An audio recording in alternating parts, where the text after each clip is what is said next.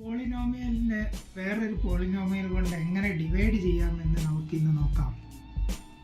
3x² plus x minus 1നെ എങ്ങനെ X plus 1 കൊണ്ട് divide ചെയ്യാമെന്ന് നമുക്ക് നോക്കാം.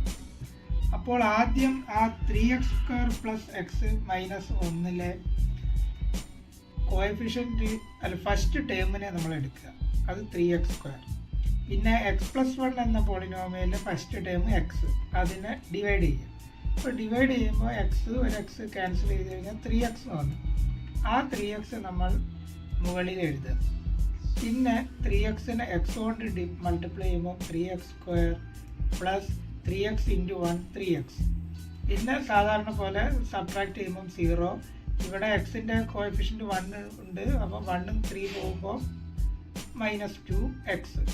പിന്നെ ഈ എക്സ് പ്ലസ് 1 എന്ന ഇതിൽ പോളിനോമിയലിൽ 2 ടേം ഉള്ളതുകൊണ്ട് ഇവിടെയും 2 ടേം ആക്കാൻ ഈ -1നെ ഇറക്കിയിടാം. പിന്നെ ഈ -2xനെ എക്സ് കൊണ്ട് പിന്നെയും ഡിവൈഡ് ചെയ്യാം. അപ്പോൾ എക്സും ക്യാൻസൽ ചെയ്ത് -2.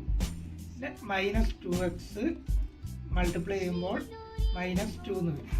അപ്പം -2x 0, -1 -2 എന്ന് പറഞ്ഞാൽ 1.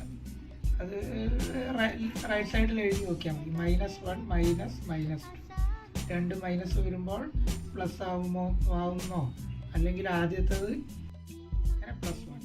അതുകൊണ്ട് ഇതിൻ്റെ റിമൈൻഡർ എന്ത് കിട്ടി? +1.